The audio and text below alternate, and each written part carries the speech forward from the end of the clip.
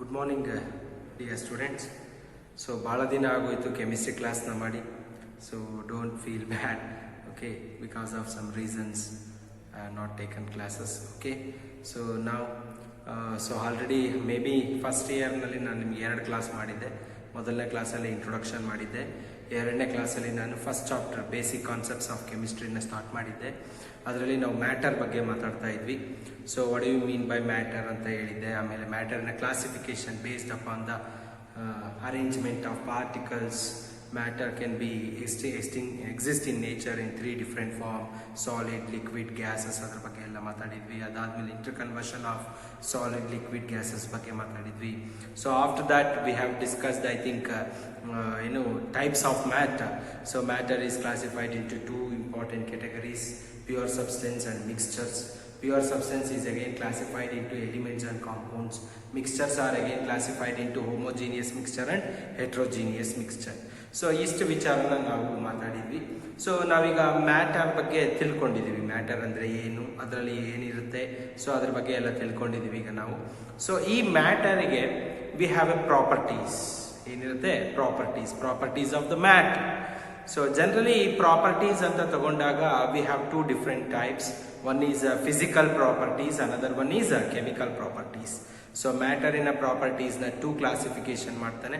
ಒಂದು physical property, ಇನ್ನೊಂದು chemical property. So I am going to tell what do you mean by physical and chemical. That is what I am going to discuss now. So generally, let me take the measurable properties of matter.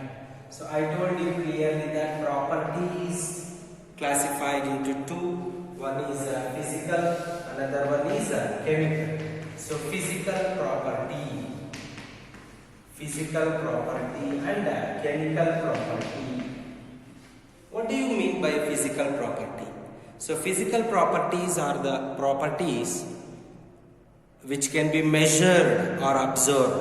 We can measure it, how it is going to change, and we can observe it and we can measure it, and we are not going to change or alter the chemical composition. That means the chemical composition of the matter remains same. Matter ನೀವೇನು ತೊಗೊಂಡಿರ್ತೀರೋ ಅದರಲ್ಲಿ particles ಅಂದರೆ atoms ಆಗಿರ್ಬೋದು, molecules ಆಗಿರ್ಬೋದು, ions ಆಗಿರ್ಬೋದು, ಏನು matter ಇದೆಯೋ ಅಂದರೆ ಏನು ಸಬ್ಸ್ಟೆನ್ಸ್ ಇದೆಯೋ ಮ್ಯಾಟರ್ ಒಳಗೆ, so that cannot going to change. ಅದರ ಕೆಮಿಕಲ್ ಕಾಂಪೋಸಿಷನ್ ಏನಿದೆ ಅದು ಅದೇ ರೀತಿ ಇರುತ್ತೆ. If you take water, so water ಸಾಲಿಡಲ್ಲಿದ್ದರೂ ವಾಟರೇ, ಲಿಕ್ವಿಡ್ ಫಾರ್ಮಲ್ಲಿದ್ದರೂ ವಾಟರೇ, gaseous form allidru water. The chemical composition of water remains same whether if you take in solid, that is ice, in liquid, that is a liquid water, whereas in water vapors, that is in gaseous state.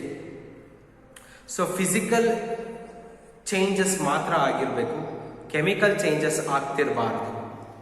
And these physical changes, what we are going to see here, observe here, we can measure it. We can measure the physical properties.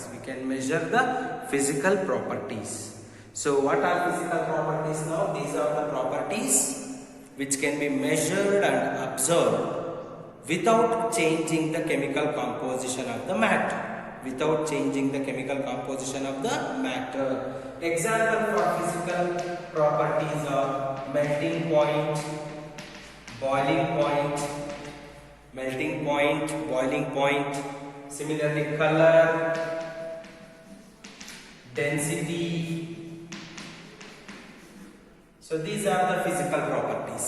Few more examples. So many physical properties you have. Okay, among them I given few examples here: melting point, boiling point, color, density, odor. Odor is also a physical property. So we can take volume, temperature, pressure. All these are the physical properties of the matter. So chemical properties means these are the properties which can be observed and not measured here, which can be observed only by changing the chemical composition. We are going to react a substance with other reagents. You may get different products there. ಆ ರೀತಿ chemical reaction involve ಆಗಿ ನೀವೇನು ಪ್ರಾಪರ್ಟೀಸ್ನ find out ಮಾಡ್ತೀರೋ ಅದನ್ನೆಲ್ಲ ಏನಂತೀವಿ ನಾವು chemical properties. So ಇಲ್ಲಿ chemical reactions ಇರೋದಿಲ್ಲ, ಜಸ್ಟ್ ಫಿಸಿಕಲ್ ಚೇಂಜ್ ಮಾತ್ರ ಆಗುತ್ತೆ. Chemical composition remains same, but chemical properties ಅಲ್ಲಿ chemical composition is going to change. Examples ಬಂದರೆ acidity, similarly basicity, similarly combustion ಅಥವಾ combustibility. These are the few examples for chemical properties. So last class ಅಲ್ಲಿ matter ಬಗ್ಗೆ ಮಾತಾಡಿದ್ದೆ, ಈ ಕ್ಲಾಸಲ್ಲಿ ನಾನು properties of matter ಬಗ್ಗೆ ಮಾತಾಡ್ತಿದ್ದೀನಿ.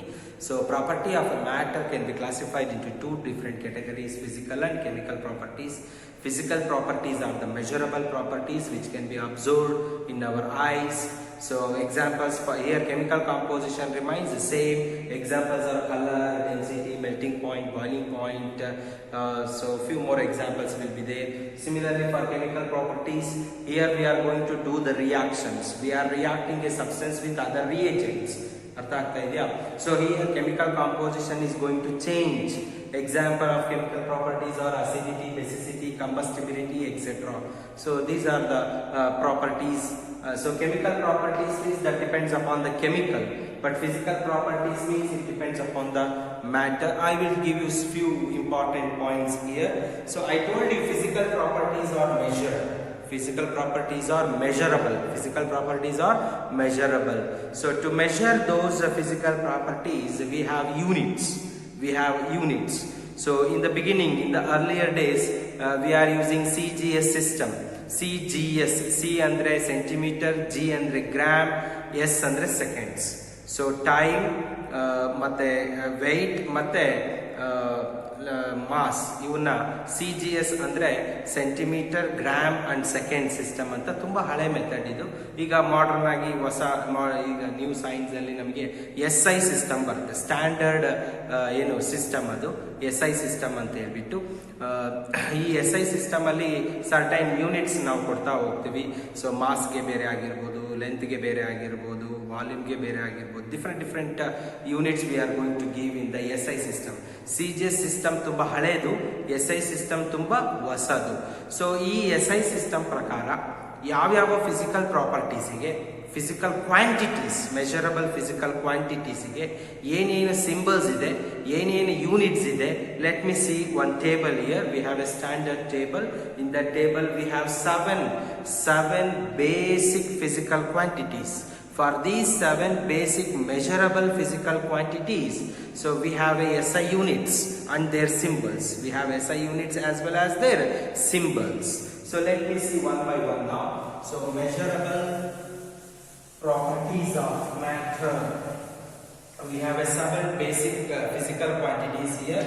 So here I am going to take a table that is a basic physical quantity. Why I am going to take here quantity? Because we are going to express in terms of amount, that is measured quantity. Okay, so similarly here units, symbol for this basic physical quantity. Next, name of SI unit. I think physics ಅಲ್ಲಿ ನೀವು ಇದನ್ನ ಓದಿರ್ತೀರಿ. So next ಈ SI unit ಗೆ symbol of SI unit. So 4 columns ತಗೊಂಡಿದ್ದೀನಿ. So name of the basic physical quantity and with symbol, name of SI unit and symbol of SI unit. So first one I am going to take here is length. First one ಯಾವ್ದು ತಗೋತೀನಿ? Length. So length is a measured physical quantity.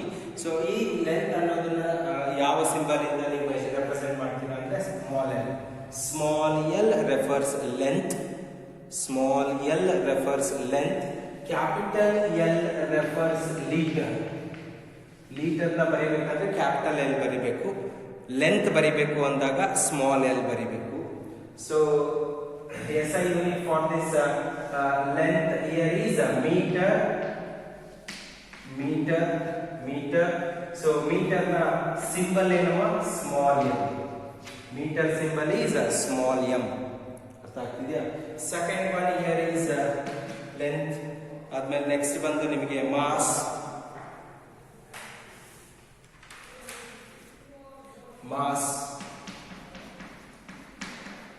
Second physical quantity here is mass. Mass can be symbolically represented by small m. So ಇದರ SI unit ಬಂದು kilogram. ಮಾಸಿನ SI unit ಏನಮ್ಮ kilograms. Of course masses ನಾವು ಬೇರೆ ಬೇರೆ units ಅಲ್ಲೂ ಕಂಡುಹಿಡಿತೀವಿ. Grams, ಓಕೆನಾ, quintal, tons. ಅರ್ಥ ಆಗ್ತಿದೆಯಾ? But ಇಲ್ಲಿ ಕಿಲೋಗ್ರಾಮ್ ಅನ್ನೋದರ ಸ್ಟ್ಯಾಂಡರ್ಡ್ ಅಂತ ಮೆನ್ಷನ್ ಮಾಡ್ಕೊಂಡಿದ್ದಾರೆ. ಲೆಂತ್ ಅಷ್ಟೇ ಸೆಂಟಿಮೀಟರ್ ನಲ್ಲೂ ಮಾಡ್ತಾರೆ. ಬಟ್ SI ಯೂನಿಟ್ ಅಲ್ಲಿ ಇಟ್ಕೊಂಡ್ರೆ ಯಾವ್ದಮ್ಮ ಅದು ಮೀಟರ್. ಅದೇ ತರ ಮಾಸ್ ನ SI ಯೂನಿಟ್ ಅಲ್ಲಿ ಯಾವ್ದ್ರಿಂದ ಮೆಷರ್ ಮಾಡ್ತೀರಿ? Kilogram, KG.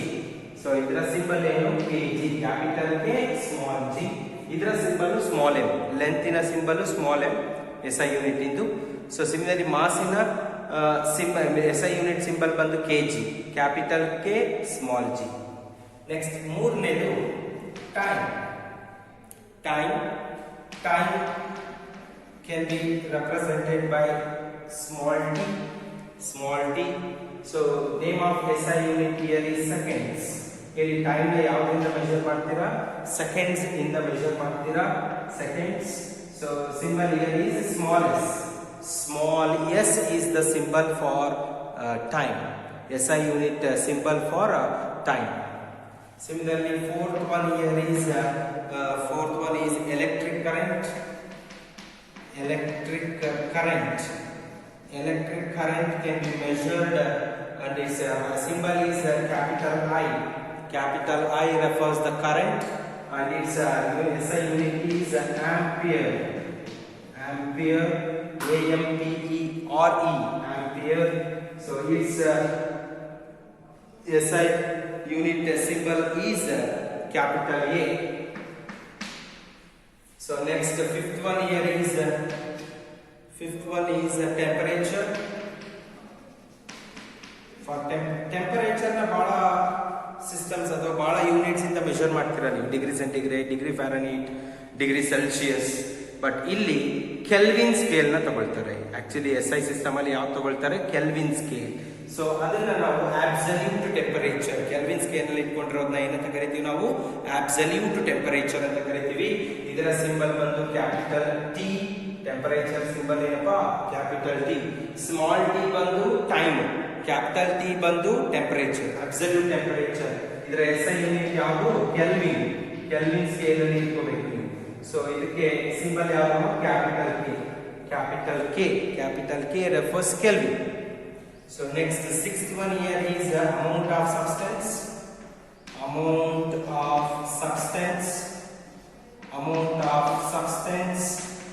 So it can be represented by a symbol called N. Small n refers amount of substance. So ಅದರ SI unit ಬಂದು mole. M-O-L-E, mole. So symbolically MOL. ನೋಡಿ, mole ಅನ್ನೋ concept ನ ಬಹಳ important ಇದು ನಮ್ಮ ಕೆಮಿಸ್ಟ್ರಿನಲ್ಲಿ. ಸೊ ನಿಮ್ಮ first year, second year, through your journey with the chemistry, mole concept is very important. ಆ ಮೋಲ್ ಕಾನ್ಸೆಪ್ಟ್ ನ ನೀವು ಈ ಚಾಪ್ಟರ್ ಅಲ್ಲಿ ಓದ್ತೀರಿ ಸಪರೇಟ್ ಆಗಿ. ರಿಮೆಂಬರ್, ಅಮೌಂಟ್ ಆಫ್ ಸಬ್ಸ್ಟೆನ್ಸ್ ನ ಯಾವ್ದ್ರಲ್ಲಿ ಮೆಷರ್ ಮಾಡ್ತೀರಿ? Number of moles. ಯಾವ್ದ್ರಲ್ಲಿ? Number of moles. ಮೋಲ್ಸ್ ಗೆ ಸಿಂಬಲ್ ಏನಪ್ಪಾ? MOL. It was amount of substance ಗೆ ಸಿಂಬಲ್ ಏನಪ್ಪಾ? Small n. So amount of substance can be measured in terms of mole and it can be represented by small n. Okay na? So last one, seventh one is luminous intensity. Luminous intensity. So it was symbolically represented by IV. ನೋಡಿ, capital IS ಗೆ ಬರೆದ್ರೆ current, electric current. IV ಬರೆದ್ರೆ luminous intensity. ಇದನ್ನ SI unit ಬಂದು candela. Symbol ಬಂದು CD. Small c, small d. So these are the 7 basic physical quantities and their symbols and their SI units and the symbol of SI unit.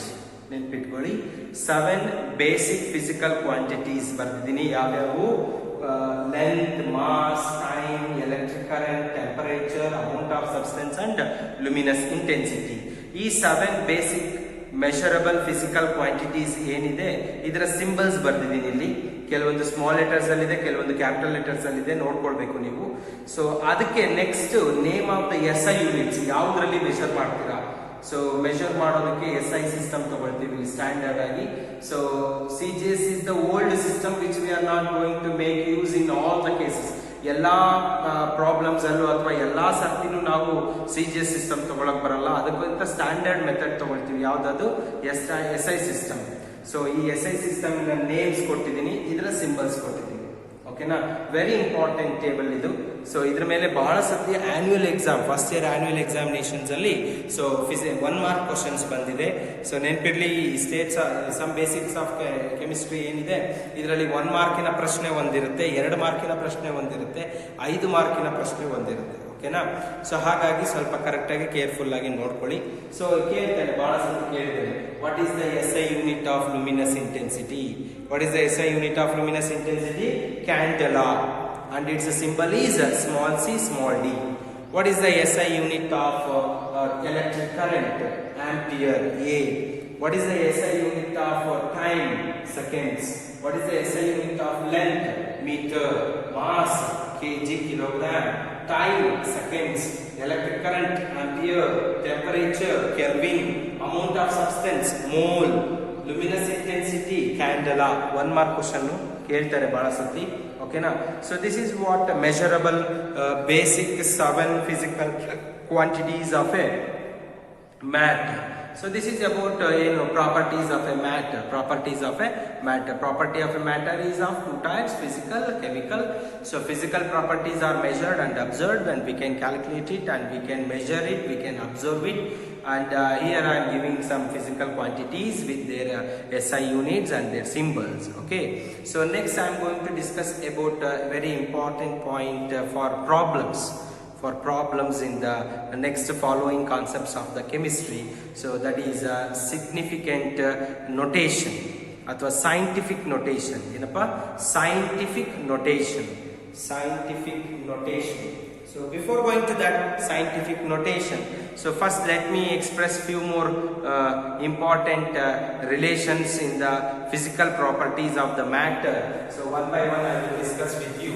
First one is mass and weight ಬಗ್ಗೆ ಮಾತಾಡ್ತೀನಿ. Mass and weight. Mass and weight. Is it mass and weight are same? ನನ್ನ ಪ್ರಶ್ನೆ ಗೊತ್ತಾಗ್ತಾ ಇದೆಯಾ? Mass ಆಮೇಲೆ weight ಎರಡು same different? Is it both are same or different? So these two are different. These two are different.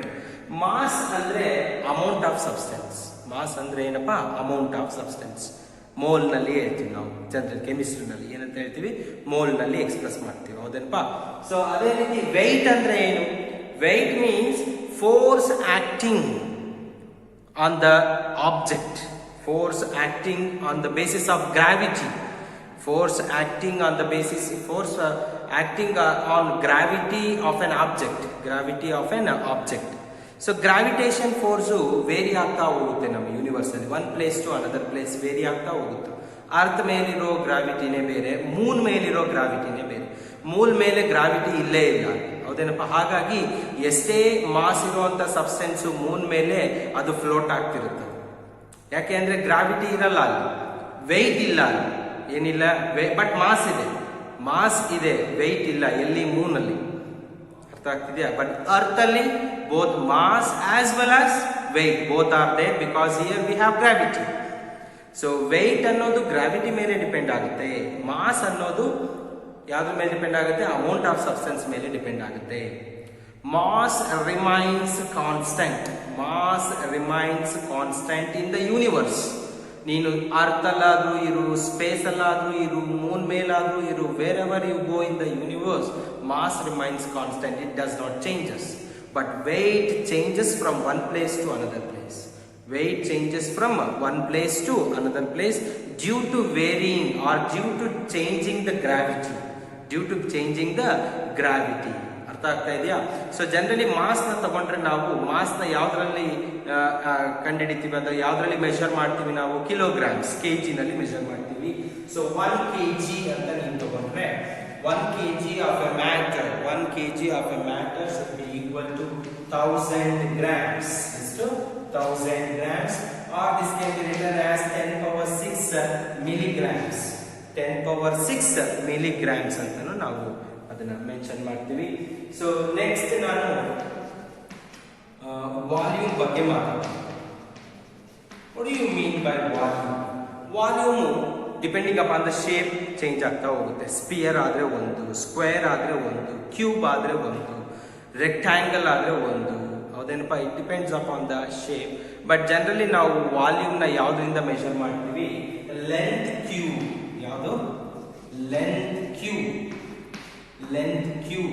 That is equal to length ನ ಯಾವ್ದ್ರಿಂದ ತಗೊಳ್ತೀವಿ? S S system ಅಲ್ಲಿ metre cube is the unit of volume in SI system. So ಇದನ್ನ litres ಅಲ್ಲಿ ತಗೊಳ್ತೀವಿ. ಹೌದಾ? So we have different measurements here. 1 litre ಅಂತ ನೀವು ತಗೊಂಡ್ರೆ 1 litre, small capital L refers liter, small l refers length. ನಾನು ಅವಾಗ ಹೇಳ್ತೀನಿ ನಿಮಗೆ, ಸ್ಮಾಲ್ l ಅಂದ್ರೆ ಲೆಂತ್ ಅಮ್ಮ, ಕ್ಯಾಪಿಟಲ್ L ಅಂದ್ರೆ litre. So 1 liter is equals to 1000 ml milliliter. 1000 ml, small m capital L, ml. ಅರ್ಥ ಆಗ್ತಿದೆಯಾ? 1 liter equal to 1000 milliliters. So and also equal to 1000 centimeter cube. 1000 centimeter cube, or it is also equal to 1 dm cube, decimeter cube. 1 decimeter cube. ಅಂದ್ರೆ 1 liter ಅಂತ ನೀವು ಒಂದು volume ತಗೊಂಡ್ರೆ that should be equal to 1000 ml or 1000 centimeter cube or 1 dm cube, or this is also equal to 1000 cc. Centimetre cube ಅಂತ ಬರೆಯೋ ಬದಲು cc ಅಂತ ಬರೀತಾರೆ, ಸೆಂಟಿಮೀಟರ್ ಕ್ಯೂಬ್ ಅಂತ. Okay, or 1 dm cube. ಇದಿಷ್ಟು ಯಾವ್ದ್ರ ವ್ಯಾಲ್ಯೂ? ಇದು 1 litre. So 1 litre of volume ನಾನು ಬೇರೆ ಬೇರೆ ಫಾರ್ಮ್ಸ್ ಅಲ್ಲಿ ರಿಪ್ರೆಸೆಂಟ್ ಮಾಡಿದ್ದೀನಿ. 1 liter of volume should be equal to how many ml? 1000 ml. How many centimeter cube? 1000 centimeter cube. How many cc? 1000 cc. So 1 dm cube. ಅರ್ಥ ಆಗ್ತಾ ಇದೆಯಾ everyone? Similarly next ನಾನು temperature ಬಗ್ಗೆ ಮಾತಾಡ್ತೀನಿ. ಮೂರನೇದು ಟೆಂಪರೇಚರ್. ಸೊ ಟೆಂಪರೇಚರ್ ಮೆಷರ್ ಮಾಡೋದಕ್ಕೆ we have different scale. Degree Celsius, degree Fahrenheit and Kelvin. Kelvin is the standard system. Absolute temperature SI system ನಲ್ಲಿ ಬಳಸುವಂತದ್ದು ಯಾವ್ದಮ್ಮ? ಕೆಲ್ವಿನ್ ಸ್ಕೇಲ್ ಬಳಸ್ತೀವಿ ನಾವು. ಸೊ ಡಿಗ್ರಿ ಸೆಂಟಿಗ್ರೇಡ್ ಇಂದ ಕೆಲ್ವಿನ್ ಗೆ ಕನ್ವರ್ಟ್ ಮಾಡೋದಕ್ಕೆ we have a formula here. What is that formula? Kelvin equal to degree centigrade plus 273.15. 273.15. ಈ 0.15 ಅನ್ನೋದು ನೆಗ್ಲಿಜಿಬಲ್ ಕ್ವಾಂಟಿಟಿ, ಹಾಗಾಗಿ ನಾವು ಜನರಲಿ ಅದನ್ನ ಬಹಳಷ್ಟು ಕಡೆ ತಗೊಳ್ಳೋದಿಲ್ಲ. 0 ಡಿಗ್ರಿ ಸೆಂಟಿಗ್ರೇಡ್ ಅಂತ ತಗೊಂಡ್ರೆ 0 degree centigrade plus 273 ಎಷ್ಟಾಯ್ತಮ್ಮ? 273 kelvin. 0 degree centigrade ಅಂದ್ರೆ 273 ಕೆಲ್ವಿನ್. 1 ಡಿಗ್ರಿ ಸೆಂಟಿಗ್ರೇಡ್ ಅಂದ್ರೆ 274 ಆಗುತ್ತೆ. 2 ಡಿಗ್ರಿ ಅಂದ್ರೆ 275 ಆಗುತ್ತೆ. 3 ಡಿಗ್ರಿ ಅಂದ್ರೆ 274 ಆಗುತ್ತೆ, 7 ಆಗುತ್ತೆ, ಆ ರೀತಿ 6 ಆಗುತ್ತೆ, ಆ ರೀತಿ ಚೇಂಜ್ ಆಗ್ತಾ ಹೋಗುತ್ತೆ. ಸಿಮಿಲರ್ಲಿ 30 ಡಿಗ್ರಿ ಸೆಂಟಿಗ್ರೇಡ್ ಅಂದ್ರೆ 273 ಪ್ಲಸ್ 30. 25 ಡಿಗ್ರಿ ಸೆಂಟಿಗ್ರೇಡ್ ಅಂದ್ರೆ 273 ಪ್ಲಸ್ 25. ಅರ್ಥ ಆಗ್ತದೆ? 27 ಅಂದ್ರೆ 273 plus 7 degree centigrade, 27 degree centigrade. So ಯಾವುದು ಒಂದು ಡಿಗ್ರಿ ಸೆಂಟಿಗ್ರೇಡ್ ಅಲ್ಲಿ ಇರೋದನ್ನ ಕೆಲ್ವಿನಿಗೆ ನೀವು ಕನ್ವರ್ಟ್ ಮಾಡಬೇಕು ಅಂದ್ರೆ, ಸೊ ನಾವು ಜನರಲ್ ಆಗಿ ಈ ಫಾರ್ಮುಲಾನ ಅಪ್ಲೈ ಮಾಡ್ತೀವಿ. How to calculate Kelvin scale using degree centigrade ಅಂದರೆ ನಾವು ಇದನ್ನ ಮೆಷರ್ ಮಾಡ್ತೀವಿ. ಜನರಲ್ ಆಗಿ ಪ್ರಾಬ್ಲಮ್ಸ್ನ ಸಾಲ್ವ್ ಮಾಡುವಾಗ ನಿಮಗೆ ಟೆಂಪರೇಚರ್ಸ್ ಕೊಟ್ಟಿರ್ತಾನೆ. ಕೆಲವೊಂದು ಸರ್ತಿ ಏನು ಮಾಡಿರ್ತಾನೆ, ಟೆಂಪರೇಚರ್ಸ್ನ ಡಿಗ್ರಿ ಸೆಂಟಿಗ್ರೇಡಲ್ಲಿ ಕೊಟ್ಟಿರ್ತಾನೆ. ಅದನ್ನು ನೀವು ಕೆಲ್ವಿನ್ ಸ್ಕೇಲಿಗೆ ಕನ್ವರ್ಟ್ ಮಾಡ್ಕೊಳ್ಬೇಕು. ಯಾವ ರೀತಿ ಕನ್ವರ್ಟ್ ಮಾಡ್ಕೊಳ್ಬೇಕು ಅಂದರೆ, ಕೊಟ್ಟಿರೋ ಡಿಗ್ರಿ ಸೆಲ್ಸಿಯಸ್ ಏನು ಟೆಂಪರೇಚರ್ ಕೊಟ್ಟಿದ್ದಾನೆ ಅದನ್ನು 273.15 ಅಥವಾ 273 ಅಷ್ಟೇ ತಗೊಂಡ್ರೆ ಪರವಾಗಿಲ್ಲ. ಓಕೆನಾ? ಇದರಿಂದ ಆ್ಯಡ್ ಮಾಡಿದಾಗ ನಮಗೇನು ಬರುತ್ತೆ, ಟೆಂಪರೇಚರು ಕೆಲ್ವಿನ್ ಸ್ಕೇಲಲ್ಲಿ ಬರುತ್ತೆ. So how to convert a degree Celsius into Kelvin? So degree Celsius plus 273 add ಮಾಡಿದ್ರೆ ನಮಗೆ ಟೆಂಪರೇಚರ್ ಯಾವ ಸ್ಕೇಲಲ್ಲಿ ಬರುತ್ತೆ, ಕೆಲ್ವಿನ್ ಸ್ಕೇಲಲ್ಲಿ ಬರುತ್ತೆ. ಅದೇ ರೀತಿ ಸೊ ಡಿಗ್ರಿ ಸೆಲ್ಸಿಯಸ್ ಇಂದ ಫ್ಯಾರನೀಟ್ ಅಥವಾ ಫ್ಯಾರನೀಟ್ ಇಂದ ಡಿಗ್ರಿ ಸೆಲ್ಸಿಯಸ್ ಈ ರೀತಿ ಕನ್ವರ್ಟ್ ಮಾಡೋದಕ್ಕೆ ನಮಗೆ ಇನ್ನೊಂದು ಕನ್ವರ್ಷನ್ ಕೂಡ ಇದೆ. ಇದು ಎಕ್ಸಾಂಪಲ್ ಒಂದ್ಸತಿ ಕೇಳಿದ್ದೇನೆ. So right A relationship which relates kelvin and degree centigrade. Write a relationship which relates degree centigrade and Fahrenheit. Other write a formula to convert temperature present in degree centigrade into Fahrenheit. ಈ ರೀತಿ questions ಬರ್ತಾ ಹೋಗುತ್ತೆ. So generally degree Fahrenheit equal to so ಏನ್ ಬರುತ್ತೆ ಇಲ್ಲಿ 9/5 into degree centigrade. 9/5 into degree centigrade plus 32. 9/5 into degree centigrade plus 32. This is the formula where you can convert any degree centigrade into Fahrenheit. ಇದಕ್ಕೆ substitution ಮಾಡ್ಕೊಳ್ಳಿ, 0 degree centigrade ಹಾಕೊಳ್ಳಿ. So 9/5 into 0 plus ಏನು ಬರುತ್ತೆ ಅದನ್ನ ಹಾಕೊಳ್ಳಿ. ಅರ್ಥ ಆಗ್ತಿದೆಯಾ? ಸೊ ಈ ರೀತಿ ನೀವು ಪ್ರಾಬ್ಲಮ್ಸ್ ಸಾಲ್ವ್ ಮಾಡ್ದಂಗೆಲ್ಲ you can convert a degree Celsius into Fahrenheit. This is the formula to convert degree centigrade into Fahrenheit. How to convert degree Fahrenheit into degree Celsius? Degree centigrade is equals to so 5/9 ಇಲ್ಲಿ 9/5 ಇದೆ, ಈ ಕಡೆ ಬಂದ್ರೆ ಏನಾಗುತ್ತೆ, ಅದು 5/9 ಆಗುತ್ತೆ. So 32 plus 32 ಈ ಕಡೆ ಬಂದ್ರೆ ಏನಮ್ಮ ಮೈನಸ್ 32 ಆಗುತ್ತೆ. ಸೊ ಮೈನಸ್ 32 ಅಥವಾ ಏನಾಗುತ್ತೆ ಈಗ ಫಾರ್ಮುಲಾ ಹೇಳಿ. ಸೊ ಮೈನಸ್ 32 ಈ ಕಡೆ ಬರುತ್ತೆ, degree Fahrenheit minus 32 into 5/9 into 5/9. So ಇಲ್ಲೂ ಅಷ್ಟೇ, ಇದಕ್ಕೆ ಹಾಕೊಂಡ್ರೆ ಇನ್ನು ಬೆಟರ್ ಇದು. ಓಕೆನಾ? So these are the relations used to convert degree centigrade into Fahrenheit, Fahrenheit into degree centigrade. ಅರ್ಥ ಆಗ್ತಾ ಇದೆಯಾ everyone? So these are the relations to convert to measure the temperature. Here Kelvin scale ಇದೆ, Fahrenheit ಇದೆ, Celsius ಇದೆ. ಓಕೆನಾ? So next ನಾನು so mass and weight ಆಯಿತು, volume ಆಯಿತು, ಟೆಂಪರೇಚರ್ ಆಯಿತು. So next I am going to take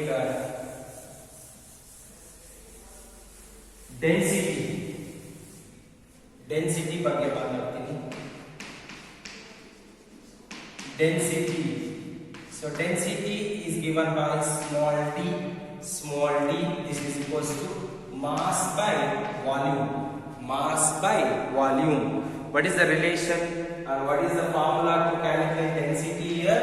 Mass by volume. SI system ನಲ್ಲಿ ಇಟ್ಕೊಂಡ್ರೆ ಇದರ ಯೂನಿಟ್ಸ್ ಏನಾಗುತ್ತೆ? SI ಸಿಸ್ಟಮ್ ನಲ್ಲಿ ಇಟ್ಕೊಂಡ್ರೆ ಮಾಸಿನ ಯೂನಿಟ್ SI ಸಿಸ್ಟಮ್ ಅಲ್ಲಿ ಏನ್ ತಗೊಳ್ತೀರಪ್ಪ? kg ಡಿವೈಡೆಡ್ ಬೈ ವಾಲ್ಯೂಮಿನ ಯೂನಿಟ್ SI ಸಿಸ್ಟಮ್ ಅಲ್ಲಿ volume length cube, metre into metre into metre ಏನಾಗುತ್ತೆ? Metre cube, kg per meter cube. ಅಥವಾ you can write like this, kg per meter cube ಹಿಂಗೆ ಬರೀಬಹುದು. CGS system ನಲ್ಲಿ ಇಟ್ಕೊಂಡ್ರೆ mass ನ gram ನಲ್ಲಿ ತಗೊಳ್ತೀರಿ. Mass ನ ಯಾವಾಗ ತಗೊಳ್ತೀರಾ? ಗ್ರಾಮ್ ನಲ್ಲಿ ತಗೊಳ್ತೀರಾ. ಸೊ ವಾಲ್ಯೂಮ್ ನ ಸೆಂಟಿಮೀಟರ್ ಕ್ಯೂಬ್ ಅಲ್ಲಿ ತಗೊಳ್ತೀರಿ. ಇದು CGS, ಇದು ಬರೀತೀನಿ SI ಸಿಸ್ಟಮ್ ನಲ್ಲಿ ಡೆನ್ಸಿಟಿಗೆ ಯೂನಿಟ್ ಬಂದು kg per meter cube. So CGS system ಅಲ್ಲಿ ನಿಮಗೆ ಯೂನಿಟ್ಸ್ ಆಫ್ ಡೆನ್ಸಿಟಿ ಬಂದು ಗ್ರಾಮ್ ಪರ್ ಸೆಂಟಿಮೀಟರ್ ಕ್ಯೂಬ್. ಇದು CGS ಸಿಸ್ಟಮ್. ಯಾವ ಸಿಸ್ಟಮ್ ಇದು? CGS ಸಿಸ್ಟಮ್ ಅಲ್ಲಿ. So this is the unit of density and this is the relation to calculate the density of a matter or density of a substance. Remember, density is directly proportional to mass. directly proportional to mass, and this density is inversely proportional to volume. Inversely proportional to volume. ಅರ್ಥ ಆಗ್ತಿದೆಯಾ? So next here is I am going to tell you about pressure. Pressure can be calculated using various units here. One atmospheric pressure here is nearly equal to 0.982 bar. This is almost equal to 1 bar pressure. Similarly, 1 atmospheric pressure equal to 76 centimeter of mercury and 760 mm of mercury and 101,322 pascals. So these are the various conversions or various units of pressure. ಇದರಲ್ಲಿ most basic SI unit ಯಾವುದು pascals ಅಲ್ಲಿ ತಗೊಳ್ಳುವಂಥದ್ದು. ಓಕೆನಾ? So these are the various important physical terms you have: mass and weight, volume, temperature, density, pressure. Okay, so these are the various physical quantities we have. And next now scientific notation ಗೆ ಹೋಗೋಣ. Scientific notation, ಇವಾಗ ನಾನು ಏನು ಹೇಳ್ತಾ ಇದ್ದೀನಿ ಇದೆಲ್ಲ ತುಂಬಾ basics ಇದೆ. ಏನಿದು ಸೈನ್ಸ್ಗೆ, ಇಡೀ ಸೈನ್ಸ್ಗೆ ಏನೋ ಒಂದು ಬೇಸಿಕ್ಸ್. ಇವನ್ನ ನೀವು ಫಿಸಿಕ್ಸ್ ಅಲ್ಲೂ ಬಳಸ್ತೀರಿ, ಸಮಟೈಮ್ಸ್ ಮ್ಯಾಥಮೆಟಿಕ್ಸ್ ನಲ್ಲೂ ಬಳಸ್ತೀರಿ, ಸಮಟೈಮ್ಸ್ ಬಯಾಲಜಿನಲ್ಲೂ ಬಳಸ್ತೀರಿ. ಡಿಗ್ರಿ ಸೆಂಟಿಗ್ರೇಡ್, ಡೆನ್ಸಿಟಿ, ಓಕೆನಾ, ವಾಲ್ಯೂಮ್ಸ್, ಇವೆಲ್ಲ ಸೈನ್ಸ್ಗೂ ಏನಿಗೂ ಬೇಸಿಕ್ಸ್. ಅರ್ಥ ಆಗ್ತದೆ? ಮ್ಯಾಟರ್ ಬಗ್ಗೆ ಇರ್ತಕ್ಕಂಥ ವೆರಿ ಮೋಸ್ಟ್ ಬೇಸಿಕ್ ಪಾಯಿಂಟ್ ಇವೆಲ್ಲ. ಓಕೆನಾ? ಸೊ ನೆಕ್ಸ್ಟ್ ನಾನು ಸೈಂಟಿಫಿಕ್ ನೋಟೇಷನ್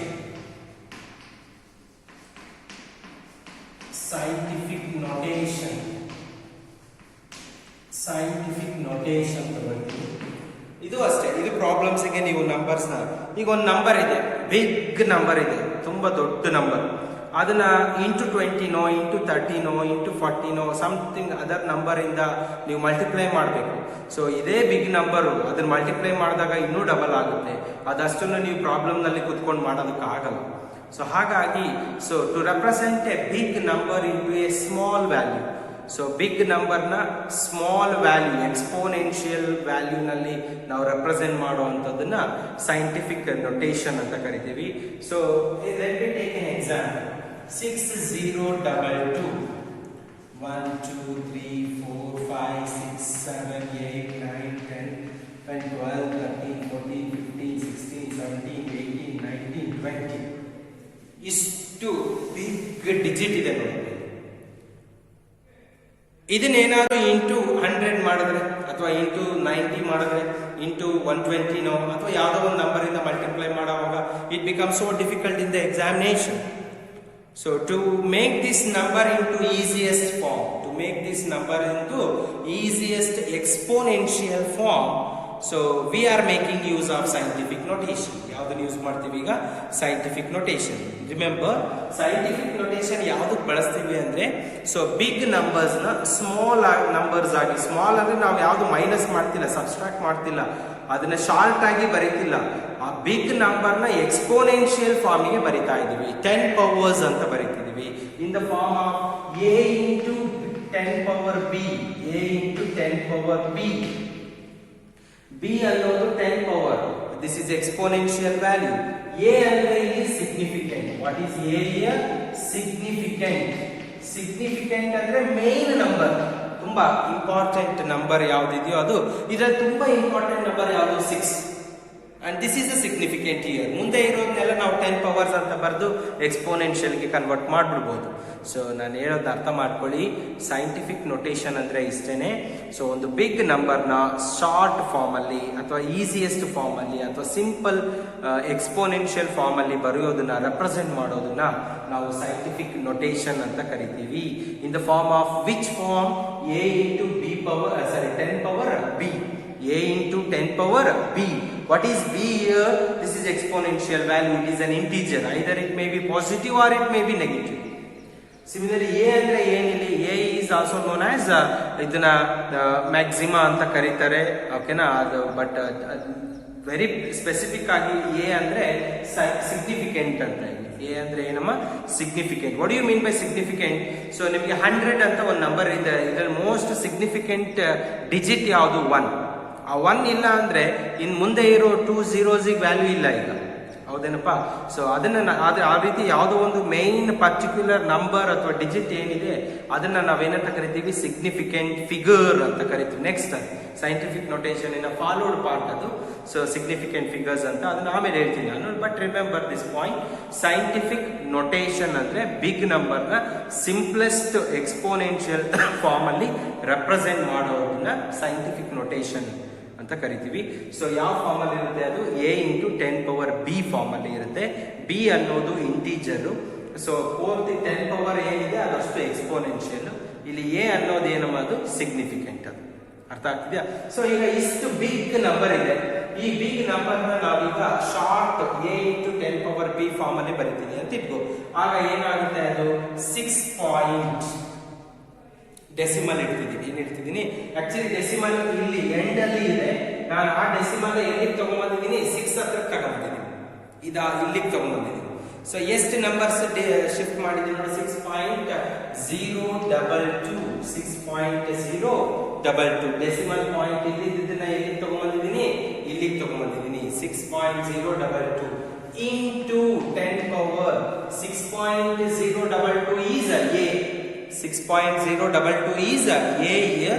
So 10 power ಎಷ್ಟು ಬರಿಬೇಕು ಈಗ? ಡೆಸಿಮಲ್ ನ ನೀವೆಲ್ಲಿ ತಗೊಂಡ್ಬರ್ತಾ ಇದ್ದೀರಾ? ಹಿಂದೆ ತಗೊಂಡ್ಬರ್ತಾ ಇದ್ದೀರಾ. ಡೆಸಿಮಲ್ ನ ಹಿಂದೆ ತಗೊಂಡ್ ಬಂದಾಗ ಎಷ್ಟು ಡಿಜಿಟ್ ತಗೊಂಡಿದ್ದೀರಾ ನೋಡಿ? 1 2 3 4 5 6 7 8 9 10 11 12 13 14 15 16 17 18 19 20 21 22 23. So 10 power 23. ಅರ್ಥ ಎಷ್ಟು? ಯಾಕೆ 10 power 23 ಬರುತ್ತೆ? 23 ಡಿಜಿಟ್ಸ್ ಹಿಂದೆ ತಗೊಂಡು ಬಂದಿದೆ ಡೆಸಿಮಲ್. ಲಾಸ್ಟ್ ಅಲ್ಲಿ ಇದ್ದಂತ ಡೆಸಿಮಲ್ ನ ಇಲ್ಲಿ ಫಸ್ಟ್ 6.6 ಆದ್ಮೇಲೆ ಎಷ್ಟು ಡಿಜಿಟ್ಸ್ ಹಿಂದೆ ತಗೊಂಡು ಬಂದಿದ್ಯಾ? 23 ಡಿಜಿಟ್ಸ್ ಹಿಂದೆ ತಗೊಂಡು ಬಂದಿದ್ಯಾ. ಹಾಗಾಗಿ 10 power 23 ಹಿಂದೆ ಬಂದ್ರೆ ಪ್ಲಸ್. ಸಪೋಸ್ ಈ ಡೆಸಿಮಲ್ ನ ಇಲ್ಲಿಂದ ಮುಂದಕ್ಕೆ ತಗೊಂಡೋದ್ರೆ ಮೈನಸ್. ಅರ್ಥ ಆಗ್ತಿದ್ಯಾ? So if you shift the decimal ಏನು left side, it is nothing but positive. ಅದನ್ನ ಆ ಕಡೆ ಮುಂದೆ ರೈಟ್ ಸೈಡ್ ಕಡೆಗೆ ತಗೊಂಡೋದ್ರೆ ಅದು ನೆಗೆಟಿವ್ ಆಗುತ್ತೆ. ಅರ್ಥ ಆಗ್ತಿದೆ? ಇಲ್ಲಿ 23 ಡಿಜಿಟ್ಸ್ ನಾನು ಹಿಂದೆ ತಗೊಂಡು ಬಂದೆ, ಹಾಗಾಗಿ +23. ಅರ್ಥ ಆಗ್ತಿದೆಯಾ? ನೋಡಿ, ಇಷ್ಟು ಬಿಗ್ ನಂಬರ್ ಈ ರೀತಿ ಬರ್ಕೊಳ್ಳೋದಕ್ಕೂ ಈ ರೀತಿ ಸಿಂಪಲ್ ಆಗಿ ಬರ್ಕೊಳ್ಳೋದಕ್ಕೂ ವ್ಯತ್ಯಾಸ ಇದೆ. We can easily make use of this form of number in the problems. ಈ ಫಾರ್ಮ್ ನಲ್ಲಿ ಇರುವಂತಹ ನಂಬರ್ಸ್ ನ ನಾವು ಪ್ರಾಬ್ಲಮ್ಸ್ ನಲ್ಲಿ ಈಸಿಯಾಗಿ ಕ್ಯಾಲ್ಕುಲೇಟ್ ಮಾಡಬಹುದು. ಬಟ್ ಈ ಫಾರ್ಮ್ ನಲ್ಲಿ ಇರುವಂತಹ ನಂಬರ್ಸ್ ನ ಕ್ಯಾಲ್ಕುಲೇಟ್ ಮಾಡೋದಕ್ಕೆ ತುಂಬಾ ಕಷ್ಟ ಆಗುತ್ತೆ. So that's what scientific notation. So writing or representing a big huge large value into a simple one ಅದನ್ನ ನಾವೇನಂತ ಕರಿತೀವಿ? Scientific notation. ಯಾವ ಫಾರ್ಮಿಗೆ ಬರೀತಾ ಇದೀವಿ? ಇಲ್ಲಿ a × 10⁻b ಫಾರ್ಮಿಗೆ ಬರೀತಾ ಇದೀವಿ. a is significant, b is an exponential value integer, positive or negative. So ಹಿಂದೆ ಡೆಸಿಮಲ್ ನ ಹಿಂದೆ ತಗೊಂಡೋದ್ರೆ 10 power ಪ್ಲಸ್ ಆಗ್ತಾ ಹೋಗುತ್ತೆ. ಡೆಸಿಮಲ್ ನ ಮುಂದಕ್ಕೆ ತಗೊಂಡೋದ್ರೆ 10 power ಮೈನಸ್ ಆಗ್ತಾ ಹೋಗುತ್ತೆ. ಅರ್ಥ ಆಗ್ತಾ ಇದೆಯಾ? So what is this 6.022 into 10 power 23? It is nothing but a Avogadro number, NA. So ಇದನ್ನ ಏನಂತ ಕರಿತೀವಿ? Avogadro numbers.